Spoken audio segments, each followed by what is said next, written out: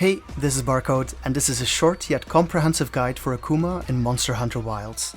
We'll quickly go over how to farm the armor and a basic build, but spend most of our time on how to actually play as Akuma.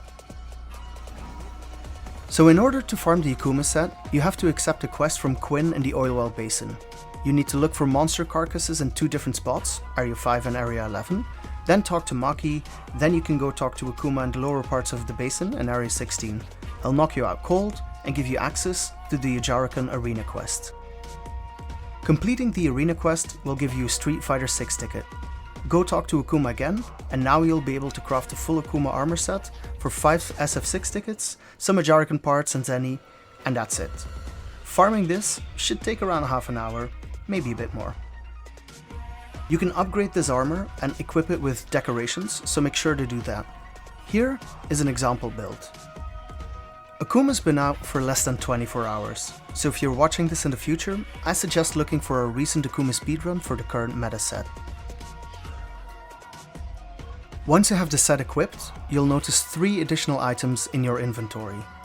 A purple Go Hadoken item, a pink drive impact item, and a light blue assisted combo item.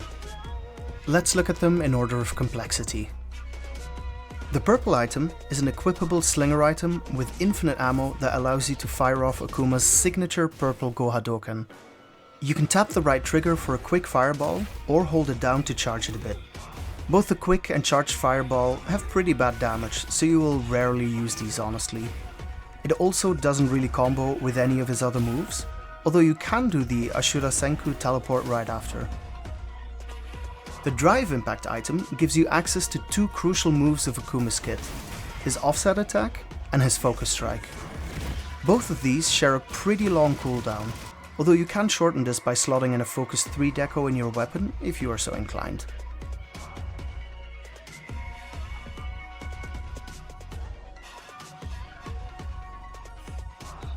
There are 2 ways you get access to these moves.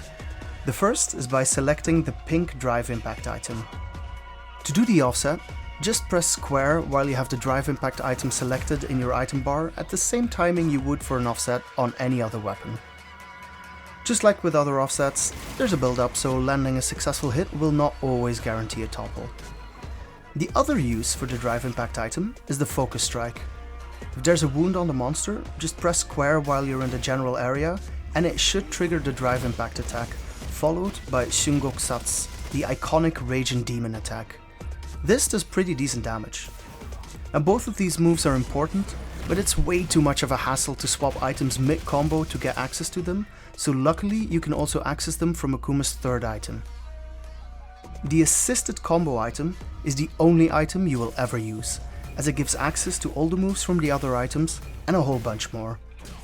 Using this item, you gain access to 3 so-called autocombos, where if you keep pressing the same button, Akuma will do short combo.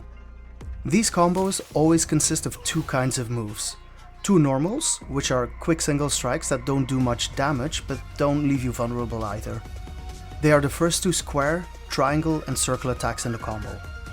And then, each combo has 1 special move ender that does more damage but has longer animation and that leaves you vulnerable if you miss or the monster recovers faster than expected.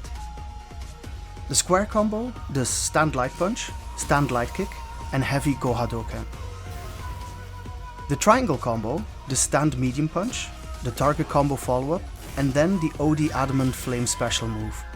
By the way, OD stands for overdrive. It's a mechanic from Street Fighter 6 where if you spend 2 bars of drive meter, your moves will glow yellow and do more damage. It doesn't happen in this game, so you can basically just ignore it. The circle combo, the stand heavy kick, stand medium kick, OD Tatsumaki. Now you'll notice you can do the square combo on its own, but you can't really do that for the triangle or circle combos. If you want to do those, you'll need to press square once for standing light punch, and then you can do the rest of the combo. That way you'll never accidentally draw your weapon.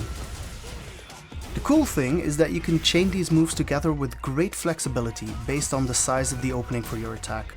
For instance, you can do the whole 9 move combo.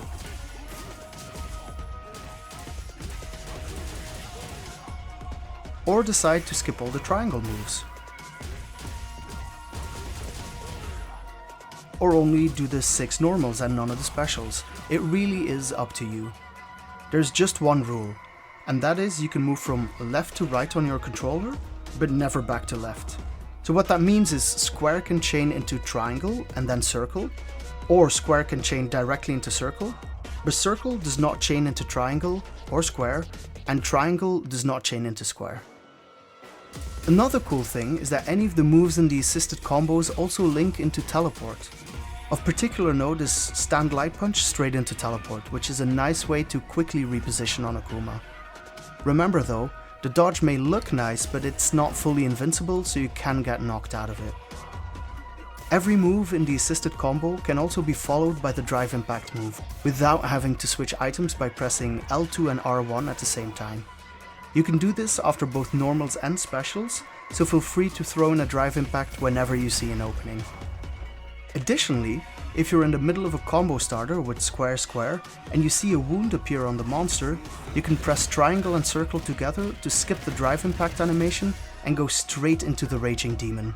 Finally, let's look at how Akuma's Shoryuken functions. Remember the difference between normal and special moves? Well, the Gou Shoryuken gesture, which normally only goes upward, can be comboed after any special move and the move properties will change. It will get an additional downward attack. But again, it's a bit awkward to do it from the radial menu, so Capcom actually put the original motion input in the game. If near the end of the special animation, you quickly input right, down, down right and press either square, triangle or circle, you'll also perform the enhanced Gou Shoryuken. So again, every part of Akuma's kit is accessible from the light blue item alone. And that's it! Everything you need to know to get started on Akuma. If additional tech is discovered and an optimal build is theory crafted, I might post an update to this guide in the future. If you know of neat things that you can do with Akuma that weren't covered, definitely let us know in the comments down below. If this guide helped you, a like would be very much appreciated. Follow the channel for more content like this in the future. Thanks for watching, and make them die 1000 deaths!